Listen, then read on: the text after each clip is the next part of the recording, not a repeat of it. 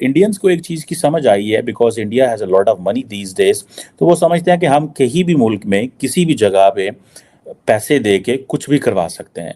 सो $1,00,000 $2,00,000 America में उन्होंने $1,00,000 दे दिया, उन्होंने कहा अगर पन्नू मारा जाता है $1,00,000 में, $2,00,000 में, $3,00,000 में, तो बेसिकली उसका जो टेरर फैलेगा वो बहुत बड़ा होगा। ये चल रही है कि जो हमारे फॉर्मर एम्बेसडर अब्दुल बासित साहब, उन्होंने इंटरव्यू किया, एक और फॉर्मर एम्बेसडर जमीर अकरम साहब, उन्होंने ये कहा कि जो इंडिया के प्राइम मिनिस्टर नरेंद्र मोदी साहब हैं वो आने लगे हैं अगली टर्म में, और बहुत इसको एक वो जैसे बहुत खौफ है इस चीज का, और साथ उन्होंने कहा कि बालाकोट टाइप जो है कोई वैसा हमला हो सकता है। अरिंदम बागची ने कहा कि अमेरिका ने भारत को खालिस्तानी आतंकी पर हमले की कोशिश से जुड़ी कुछ जानकारियां दी, जिसकी जांच के लिए 18 नवंबर को ही जांच कमेटी बना दी गई है। अरिंदम बागची ने कहा कि ये इनपुट संगठित अपराधियों, हथियारों के तस्करों और आतंकियों के बीच गठजोड़ को लेकर है। इन जानकारियों को भारत भी गंभीरता से ले रहा है। अमेरिका जब कनाडा के हवाले से चीजें आई तो अमेरिकन जो थे वो खामोश रहे, बोले नहीं। और जिस तरह इंडिया ने कैनेडियन को डील किया और ट्रीट किया, मैं तो जाती तौर पे ये समझता था कि कनाडा की मदद के लिए कोई भी नहीं आया। बार बार उनको रीइलेक्ट करते हैं अवाम। It's a big test for मैं समझता हूँ डॉक्टर जयशंकर और मोदी जी की टीम के लिए। अब देखेंगे उसको किस तरह हैंडल करते हैं, लेकिन आज जो है इस बिग न्यूज़, इसमें कोई शक नहीं है। नमस्कार दोस्तों, जय हिंद। खालिस्तानियों को खत्म करने का जिम्मा हमारे खुफिया एजेंसियों ने लिया है और पिछले कई महीनों से पाकिस्तान में कई सारे आतंकवादी और कनाडा में रहे आतंकवादियों को धीरे धीरे खत्म करने का प्लान चालू है, जो भारत में आतंकवाद फैलाते हैं, यहाँ के लोगों को भड़काते हैं और भारत में अशांति पैदा करते हैं। हमारे खुफिया एजेंसी इनके पीछे काफी अच्छे तरीके से लगी है और इनका खात्मा और इनका हिसाब कैसे करना है इनको काफी अच्छी तरीके से पता है।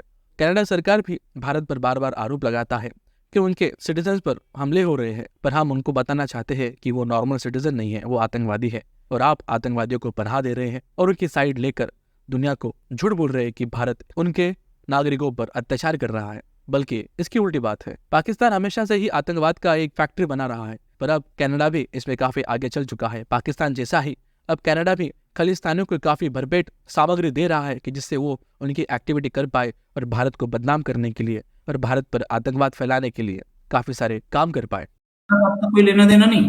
अमेरिका ने जो अपने चार्जेस फाइल किए उसमें ये भी बोला कि ये पन्नू जो है ये हार्डलाइनर है और सेपरेटिस्ट है और ये है वो है, कहीं पे भी इसको आतंकवादी नहीं बोला गया।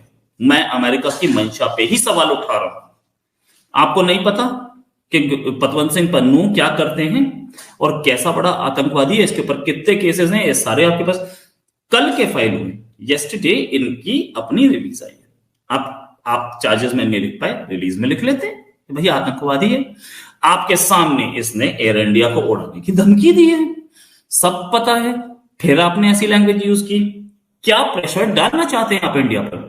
इंडिया प्रेशर में नहीं आएगा वैसा तो ये लोग, लेकिन सच बात है कि इन्होंने ये भी देखा कि हमारे इंडियन डिप्लोमैट्स को कैसे पन्नू ने धमकी दी। उसके बाद भी इन्होंने अमेरिकन को शर्म नहीं आई, इन्होंने उस पन्नू को अब तक आतंकवादी नहीं बोला। प्रेशर डालने की टैक्टिक्स, खालिस्तान को के उस ड्रामे को पालने की टैक्टिक्स, अमेरिका से डरता कौन है? कुछ दिनों पहले ही हमारी भारतीय खुफिया एजेंसियों ने अमेरिका में खालिस्तानी को मारने का प्लान बनाया था, पर इसमें अमेरिका ने टांग लड़ा दी और अमेरिका ने इस खबर को पूरे मीडिया में भी पब्लिश कर दिया और तभी से भारत के ऊपर ये आरोप बार बार बढ़ रहे हैं। यूएसए हमको काफी अच्छा दोस्त मानता है, एक स्ट्रैटेजिक पार्टनरशिप बनाए रखने की बात करता है, चाइना से उनके इन्वेस्टमेंट हटाकर वो भारत में लाने की बात करता है और दूसरी ओर इसी प्रकार से भारत को बदनाम करने की साजिश भी करता है। क्या हमें सच में अमेरिका के ऊपर विश्वास रखना चाहिए? पुराने लोग ऐसे कहते थे कि अमेरिका से दुश्मनी और दोस्ती दोनों करना काफी गलत बात है। क्या ऐसा फिर से भारत के साथ होने वाला है? आज हमारे मोदी जी के साथ सब देश जुड़ना चाहते हैं, मैत्री करना चाहते हैं, बिजनेस करना चाहते हैं, पार्टनरशिप करना चाहते हैं और अमेरिका भी इसमें पीछे नहीं है। पर बिजनेस एक तरफ और रिलेशनशिप को मेंटेन करने के लिए अमेरिका ने इससे अच्छे प्रयत्न करना चाहिए। आज कोई मिशन को अंजाम देने के लिए हमारी खुफिया एजेंसी काम कर रहे थे और अमेरिका ने इसमें काफी बाधा डाल दी है और इससे भारत की समस्या काफी बढ़ भी सकती है। चल रही है कि जो हमारे फॉर्मर एम्बेसडर अब्दुल बासित साहब, उन्होंने इंटरव्यू किया, एक और फॉर्मर एम्बेसडर जमीर अकरम साहब, उन्होंने ये कहा कि जो इंडिया के प्राइम मिनिस्टर नरेंद्र मोदी साहब हैं वो आने लगे हैं अगली टर्म में, और बहुत इसको एक वो जैसे बहुत खौफ है इस चीज का। और साथ उन्होंने कहा कि बालाकोट टाइप जो है कोई वैसा हमला हो सकता है और पाकिस्तान को जो है इसके लिए पहले से तैयार रहना चाहिए।